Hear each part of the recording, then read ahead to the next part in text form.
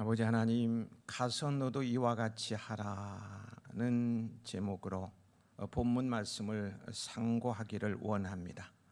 오늘도 펼쳐진 성경을 통하여서 우리 각인에게 말씀으로 역사하여 주옵시기를 예수님의 이름으로 기도하옵나이다.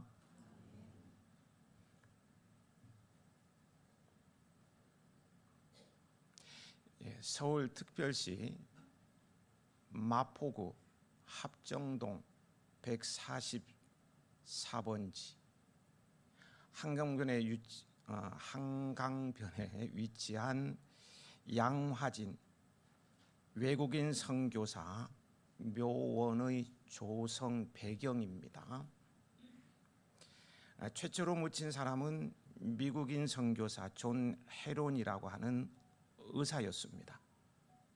존 헤론은 미국의 테네시 의과대학에서 의학을 공부했습니다. 그는 테네시 대학이 설립된 이래 가장 우수한 학생이었다고 합니다.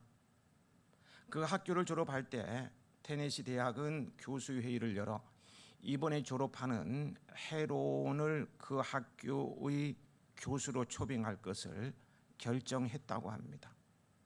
얼마나 실력이 좋으면 졸업생을 바로 교수로 채용하려고 학교에서 먼저 제안을 했을까요? 그러나 학교의 교수 청탁 제의를 받았던 헤론은 그 제안을 받아들일 수가 없었습니다. 그는 이미 저 미지의 땅 조선의 선교사로 떠날 결심을 하고 있었기 때문이죠. 그렇게 존 헤론은 이제 막 결혼한 그의 아내와 함께 한국 땅으로 들어오게 됩니다. 그때는 1885년 6월이었는데 그의 나이 29이었습니다. 당시 선교사들이 입국하기 전까지 우리나라에서는 근대적 시설을 갖춘 병원이 없었습니다. 그러니 국가의 운명에 닿아가고 있는 조선의 많은 백성들은 마땅한 의료 혜택을 받지 못하고 질병으로 죽어가는 사람들이 많이 있었습니다. 특히 여름이 되면 한반도 전역에 전염병이 돌아 많은 사람이 죽었다고 합니다. 대책 없이 죽어가는 일들이 있었습니다. 헤론 선교사는 그보다 1년 앞서 조선에 들어왔던 알렌 선교사가 세운 제중원, 세브란스 병원이죠. 제중원이라는 병원에서 열심히 일했습니다. 그리고 선교사들이 일했던 이 병원은 의료 혜택을 전혀 받지 못하고 있던 당시에 조선의 많은 백성들을 치료해 주었다는 사실은 우리는 잘 알고 있죠. 헤론 선교사가 한국에 입국하여 의료 선교사로서 일한 지 5년째 되던 해인 1890년 여름, 특별히 전염병들이 창궐하였고요. 그 결과 정말 많은 사람들이 제대로 된 약 한 번 써보지 못하고 죽어가고 있었습니다. 전염병은 당시 한국에 들어와 있었던 선교사들이라고 해서 예외가 아니었어요. 아니, 오히려 서양 사람이었던 선교사들은 한국의 전염병에 무방비 상태로 노출되어 있었습니다. 헤론이라는 의사도 예외일 수 없었어요. 그는 극심한 전염병이 온 한반도를 뒤덮었던 1890년 여름, 전염병으로 죽어가고 있던 한국인들을 찾아 사방으로 뛰어다니다 결국 그 역시 전염병에 걸리고 맙니다. 한국인 환자들을 찾아 뛰어다니던 그의 몸은 과로와 피로로 이미 약해 있었고요. 전염병에 걸려 3주 동안 앓다가 그의 7월 세상을 떠나고 맙니다. 그의 나이 34살입니다. 미국에서 교수 자리를 버리고 잘 나가는 의사 자리를 버리고 한국에 들어와 5년 동안 질병으로 고생하는 한국인들을 열심히 돌보는 가운데 그 자신이 결국 전염병에 감염되어 죽음을 자초한 것입니다. 이렇게 순교의 길을 걸었던 헤롯에게 한국의 땅 한 평 있었을 리 없습니다. 그가 죽자 동료 선교사들은 한국 땅에 장사 지내 주려 했지만 마땅한 장소가 없었던 것입니다. 이 소식을 조선의 마지막 황제이었던 고종이 듣고는 헤롯의 헌신과 노력을 높이 평가하며 한강의 양지 바른 곳을 선택하여 헤롯을 장사할 수 있도록 하사를 하였는데 그곳이 바로 양화진이고 오늘에 와서 외국인 선교사 묘원으로 조성되게 된 것입니다. 헤롯을 비롯하여 이 땅 한반도를 위해 자신의 삶을 온전히 바쳐 헌신했던 여러 선교사님들의 이야기를 들으면 그분들의 사랑과 헌신에 제가 나이 드나 봐요. 조금만 자꾸 눈물이 나려 그래. 그분들의 사랑과 헌신에 고개가 절로 숙여질 수밖에 없습니다. 그분들의 의료, 교육 사역 때문에 오늘의 대한민국으로 발전되었다는 것을 어느 누구도 부정할 수 없을 것입니다. 대한민국 사람이라면 그분들의 은혜를 결코 잊어서는 안 돼요. 여러분 자녀들과 함께 양화진 선교사 묘역을 몇 년에 한 번씩라도 찾아가 보시기 바랍니다.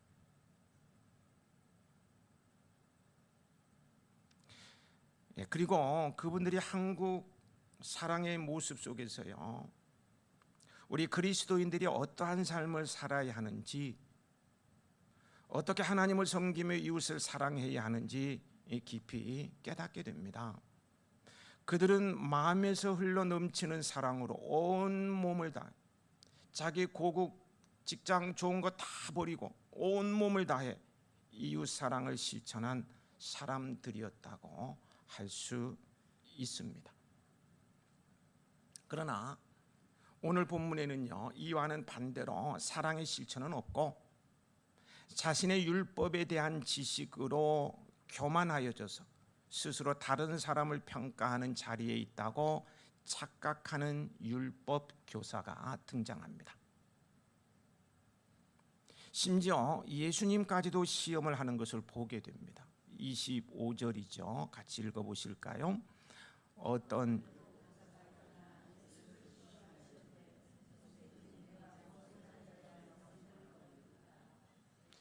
그의 첫 번째 질문은 무엇을 하여야 영생을 얻으리까? 라는 것이었습니다. 어떻게 하면 구원을 받느냐는 거예요. 어떻게 하면 천국 가느냐 이 말이죠. 여러분은 어떻게 구원을 받으셨습니까? 믿음으로 받는 것이죠. 율법 교사의 이 질문은 예수님을 시험하기 위한 것이었습니다. 하지만요, 그의 질문 자체는 중요한 질문이 아닐 수 없어요. 인간에게 이 영생, 구원에 대한 질문만큼 중요하고 심각한 것이 없기 때문입니다. 그렇다면 예수님께서는 이 질문에 대해서 어떻게 대답하셨습니까? 거기 26절에 보면 예수님께서는 율법 교사의 질문에 대해 직접적으로 답을 주시는 대신에 한 가지 역질문을 던지시죠. 같이 읽어보실까요? 예수께서 이르시되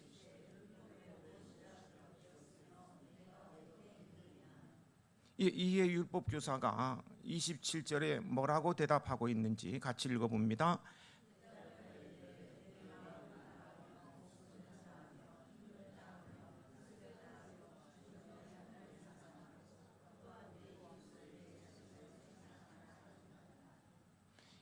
이 말씀이야말로 율법의 최고의 핵심입니다. 성경 전체의 최고의 핵심이라는 거예요. 율법 교사가 율법의 핵심, 가장 중요한 교리, 핵심을 말하자 예수님께서는 내 대답이 옳도다. 이를 행하라. 그러면 살리라 이렇게 말씀하십니다. 28절이죠. 같이 읽습니다.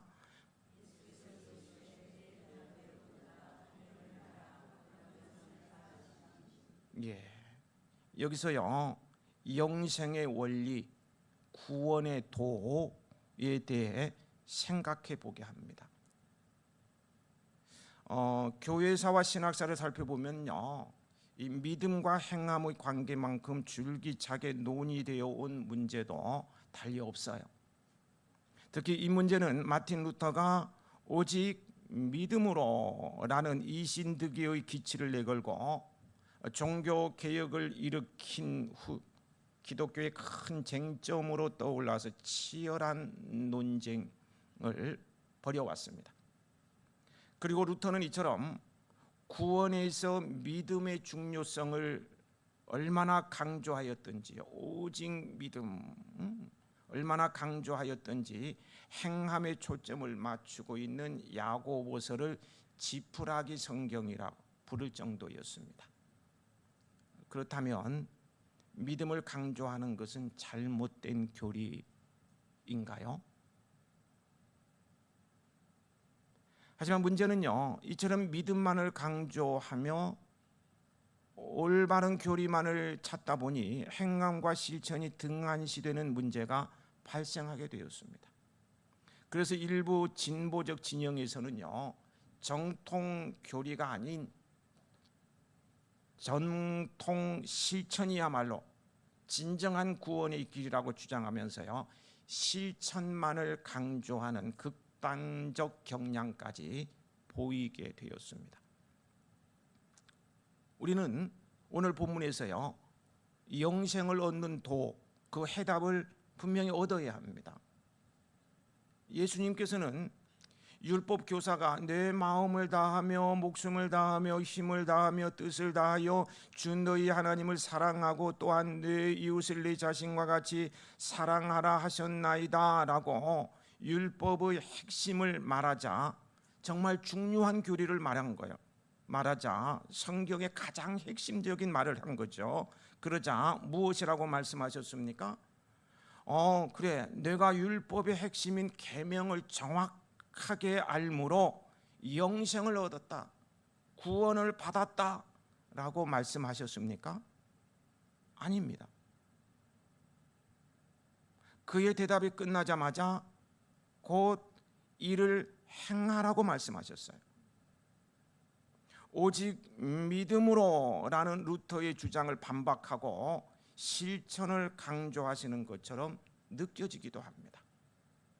그렇다면 영생의 길은 실천에 있는 것입니까? 그렇지는 않습니다.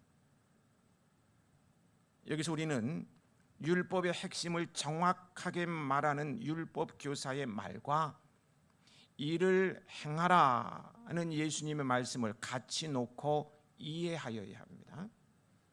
여기서 예수님께서 하시고자 하셨던 말씀은, 그처럼 정확하게 말씀을 알고 믿는 것은 구원에서 멀지 않은 좋은 것임에는 분명하지만 그 자체로 충분한 것이 아니고 이를 실천함으로써 영생을 얻는다고, 구원을 받는다고 말씀하신 것입니다.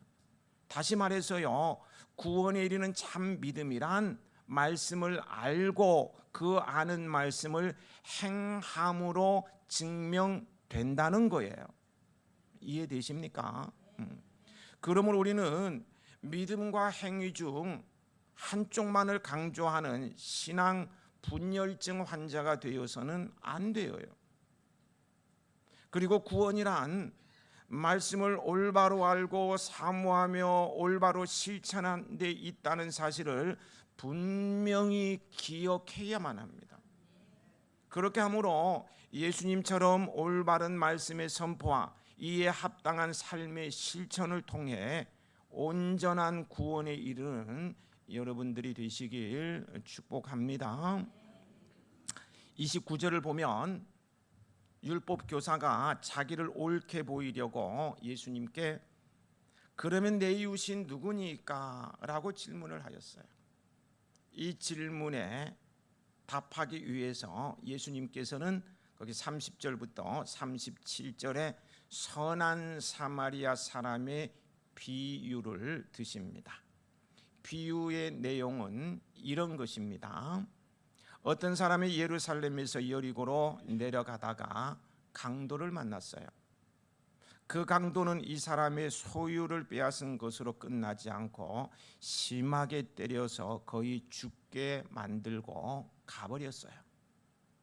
그때 한 제사장이 그곳을 지나다가 그 사람을 보고 피해서 가버립니다. 그리고 그 다음에 오던 레위인도 그와 비슷하게 행했습니다. 그런데 마침 그곳을 지나던 어떤 사마리아 사람은 달랐어요. 그는 강도 만난 사람을 불쌍히 여겨서 상처를 싸매주고 자기 짐승에 태워서 주막으로 데려갔어요. 그리고 주막 주인에게 데나리온 2를 주면서 부탁하고 떠납니다. 심지어 비용이 더 들면 돌아올 때 갚을 것이라고까지 말했어요. 예수님 당시에는 일용직 노동자의 하루 품삯이 1데나리온이었으므로 데나리온 2를 주었다는 말은 곧 이틀분의 품삯을 내었다는 말입니다. 이 비유에 한 강도 만난 사람과 그에게 다가오고 있는 몇 사람이 등장합니까? 3사람이 등장함을 알 수가 있죠. 하지만 유대교를 대표하는 2사람, 곧 제사장과 레위인은 상처를 입고 쓰러져 신음하고 있는 사람을 보고 도망쳐 버렸습니다. 나 몰라 도망쳐. 반면 유대인들이 이방인과 같이 취급했던 사마리아 사람만큼은 강도를 만나서 고통하는 사람을 향해 사랑의 손길을 내밀었어요. 그런데 이러한 예수님의 비유는요, 당시 일반적으로 가지고 있는 이웃에 대한 잘못된 통념을 깨뜨리는 새로운 이웃관을 갖도록 하는 그런 혁명적인 말이라고 할 수, 비유했다고 할 수 있습니다. 새로운 이웃관을 가지고 촉구하는 혁명적인 내용입니다. 당시 유대인들은요, 누구나 율법에 기록된 이웃 사랑의 계명을 알고 있었어요. 율법의 핵심인데 모를 리 없지요. 다 알고 있었어요. 하지만 문제는요, 이웃에 대한 그들의 개념이 매우 제한적이었다는 것입니다. 그들은 자기들이 사랑해야 할 이웃의 대상에서 이방인을 제외시켰습니다. 우리 민족끼리 사랑한다는 거예요. 우리 민족끼리만 사랑하면 된다는 거예요.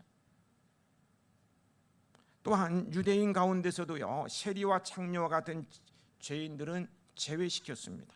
왜냐하면 죄인들은 비록 혈통적으로는 유대인의 피를 가지고 있다 할지라도 부정한 자로 여겼기 때문입니다.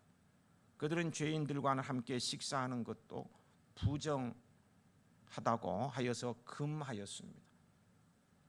이러한 생각으로 가득 차 있던 율법 교사를 향해 예수님께서는 이 비유를 말씀하신 이후에 내 생각에는, 너 생각에는 이 3사람 중에 누가 강도 만난 자의 이웃이 되겠느냐? 강도 만난 자를 보자마자 도망간 대제사장, 또 도망간 레위인, 도망가지 아니하고 상처를 싸매주고 주막까지 데려가주고 비용까지 부담한 이 3사람 중에 누가 이웃이 되겠느냐라고 역질문을 하십니다. 이는 누가 나의 이웃인가? 라는 율법 교사의 질문과는 현격한 차이점을 드러내고 있어요. 예수님께서는 이웃 중심이고 율법 교사는 내 중심입니다. 율법 교사는 나에게 도움이 되는 이웃을 말하고 있고 예수님께서는 나의 도움을 필요로 하는 이웃을 말하고 있습니다. 즉 이웃은 나에게 호감을 갖고 호의를 베푸는 사람이 아니라 나의 사랑을 필요로 하는 사람이라는 거예요. 특별히 예수님께서는 여기서 강도 만난 자를 외면하고 떠나버리는 유대인들의 종교 지도자인 제사장과 레위인의 그 무자비한 태도와 그 강도 만난 사람에게 사랑을 베푸는 유대인들이 그렇게 멸시하였던 사마리아 사람의 자비로운 태도를 대조시킴으로써 유대인들의 완악하고 그릇된 이웃관을 통렬히 공박하고 계십니다. 잘못된 이웃관을 뜯어 고치라는 거예요. 너희들끼리만 서로 사랑하지 말라는 거예요. 앞에서 말씀드린 대로요, 유대인들은 이웃사랑의 한계를 명확하게 규정하고 있습니다. 그들의 이웃은 유대인들을 의미한 이방인은 이웃이 될 수 없었습니다. 특히 그들은 사마리아 사람들은요, 이방인과 혼혈족이라고 불의한 자라고요 간주하고는 상종조차 하지 않았습니다. 사마리아 하면 막 침을 뱉고요, 돌멩이 던져 죽이고 상종조차 하잖아요. 그러나 이 율법 교사는 예수님의 비유와 역질문 앞에 강도 만난 자를 돌봐둔 사마리아 사람을, 그들이 불의하다고 기분 나쁘다고 상종조차 안 하는 사마리아 사람을 이웃에 대한 사랑을 베푼 자로 인정할 수밖에 없었습니다. 예수님의 지혜로운 질문 앞에 꼼짝없이 당한 거죠. 여기서 예수님께서는 참된 이웃이란 사람이 규정하고 한정할 수 있는 대상이 아니며, 누가 나의 이웃이냐를 묻기에 앞서 자신이 다른 사람의 참 이웃이 되어 사랑과 자비를 베풀어야 함을 교훈하고 계시는 것입니다.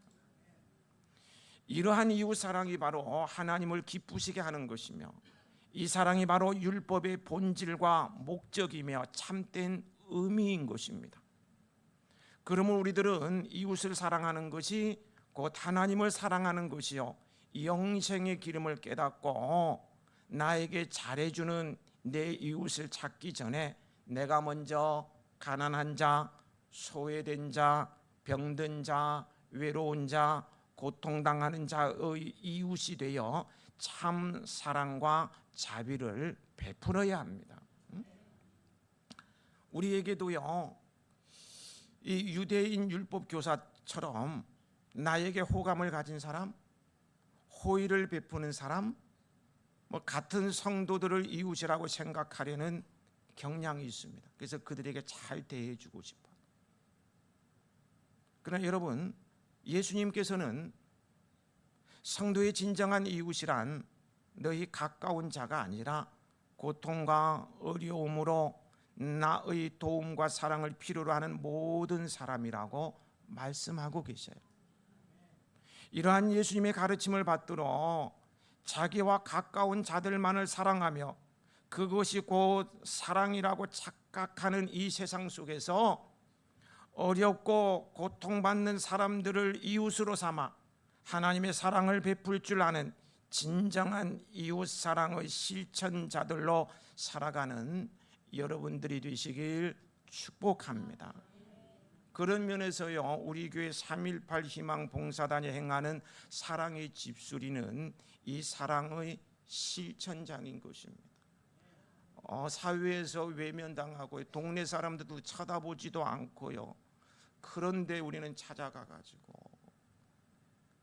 자기 집 안방 부엌 청소하는 것보다 더 깨끗이 청소해주고 화장실 깨끗이 다 수리해주고, 지나가는 사람들이 감동을 받아. 얼마나 감동을 받았는지 입소문이 나가지고 경기도 도지사가 뭐를 줬어요? 선행상 표창장까지 주었잖아요. 대단해요, 대단해. 이웃사랑, 이웃사랑. 우리 교회는 이웃사랑을 실천하는 교회 맞는 것 같아요. 주님께서 기뻐하실 줄 믿습니다. 여기서요, 한 가지 더 생각해 보기를 원하는 것은, 예수님께서는 이 비유를 통해서 자신을 선한 사마리아 사람과 동일시하고 계시다는 사실입니다. 이 율법 교사는 예수님을 잘 알고 있습니다. 병고침, 기적, 말씀의 권위 등을 알고 있어요. 그래서 정말 메시아인가? 저 사람이 행하는 목적은 무엇인가? 궁금했습니다. 그래서 찾아왔던 거예요. 그래서 영생에 대해 질문을 던졌던 거예요. 이웃에 대한 질문을 던졌던 거예요. 이에 예수님께서 말씀하십니다. 내가 예수님 말입니다. 내가 선한 사마리아 사람이다. 강도 만난 것과 같은 너희들을 돕고 있는데 무엇이 그리도 가릴 것이 많으냐? 내가 너희의 이웃이 아니냐라는 것이에요. 이것이 본문의 핵심이요, 복음의 핵심입니다. 도대체 복음을 받아들이는 것은 언제냐? 기어이 강도를 만나 두들겨 맞고 터져서 거반 죽을 때 되어야 받아들이겠느냐는 거예요. 오늘 적용하면 병들고 죽을 때가 돼서야, 망하고 나서야, 얻어 터지고 나서야 예수님을 찾고 예수님을 믿겠느냐는 거예요. 예수님을 이웃으로 받아들여야 영생을 알게 됩니다. 이 얼마나 분명한 말씀입니까? 예수님 자신이 비난받고 멸시받는 사마리아 사람으로 동일시 되시면서요, 또한 강도 만난 자를 돕는 주인공임을 친히 말씀하시는 거예요. 예수님을 선한 이웃으로 영접할 때에 비로소 생명을 얻게 됩니다. 인도의 성자 썬다싱이 어느 날, 썬다싱 아시나요? 썬다싱이 어느 날 티베트 공원 산길을 올라가고 있었습니다. 마침 불교 승려 한 사람이 그와 함께 길을 가게 되었습니다. 두 사람은 친한 친구처럼 같이 가다가요, 눈보라치고 세찬 바람이 불었기 때문에 서로 의지가 되었던 것 같습니다. 너무 추웠기 때문에 어둡기 전에 어떤 수도원이라도 찾아들지 않는다면 이 폭설과 추위 속에서 죽게 될지도 모르겠다는 생각에 그들은 발길을 재촉하며 걸어갔습니다. 그런데 그들이 위험한 벼랑 옆을 지나는데 그 밑에서 신음소리가 들려왔어요. 벼랑 밑에는 실족하여 쓰러진 사람이 심한 부상을 입고 움직이지 못한 채 죽어가고 있었습니다. 불교 승려는 그를 보고 우리가 믿는 신앙에 의하면 이 사람의 운명은 여기서 죽는 것입니다. 나는 내 길을 빨리 가야 합니다 라고 말했습니다. 그러자 기독 선교사인 썬다싱은 다음과 같이 대답했습니다. 우리가 믿는 신앙에 의하면 마땅히 내려가서 우리의 형제를 도와야 합니다. 그래서 승려는 서둘러 그의 길을 떠났고요, 썬다싱은 벼랑을 조심스럽게 기어 내려가서 그 사람을 등에 업고 위험한 산길을 다시 올라갔어요. 썬다싱의 온 몸에선 땀이 흘러내렸어요. 드디어 멀리서 수도원의 불빛이 보이기 시작했습니다. 이제 저기 도착하면 살겠구나. 그때 그의 땅 위에 있는 한 물체에 걸려서 넘어질 뻔하였습니다. 정신을 차려 그 물체를 내려다 보았을 때 그는 깜짝 놀랐습니다. 발밑에 넘어져 있는 것은 앞서 갔던 불교 승려였습니다. 그는 추위에 얼어 죽은 것입니다. 그러나 썬다싱은 그와 똑같은 운명을 면할 수 있었던 것은 부상당한 형제를 등에 업고 산에 올랐기에 많은 땀을 흘려야만 했고, 그것이 썬다싱을 추위로부터 구해 준 것입니다. 여러분, 이웃을 돕는 것은요, 이웃을 돕는 것이 아니라 바로 나를 돕는 것입니다. 나를 돕는 거예요. 그것이 바로 내가 사는 길임을 명심해야 합니다. 영생의 길이 여기 있음을 오늘 예수님께서는 가르치고 계십니다. 선한 사마리아 사람의 비유를 마치신 예수님께서 율법 교사에게 하시는 최종적인 말씀, 마지막 말씀이에요. 가서 너도 이와 같이 하라. 즉 강도 맞는 사람과 같은 이들에게 사랑과 자비를 베풀므로 그들의 진정한 이웃이 되어 주라는 것입니다. 37절입니다. 함께 읽어보실까요? 이르되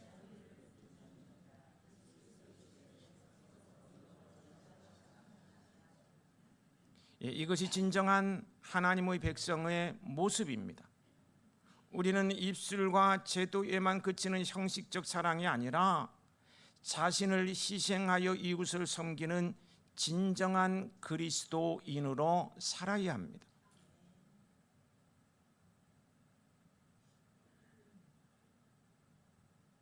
이번에 캄보디아 아운치도요 감동 후원자로 이름 모를 사람들을 위해서 동참하신 것도 저는 이웃 사랑이라고 말하고 싶습니다. 이웃 사랑이죠. 이웃 사랑.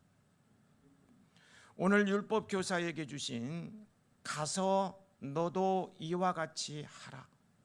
가서 너도 이와 같이 하라는 말씀이 나와 우리 교회를 향한 말씀이기도 하다는 사실을 명심하고요. 이웃을 향한 사랑과 자비를 실천에 최선을 다하는 저와 여러분 그리고 우리 교회가 되기를 소망하며 축복합니다. 아버지 하나님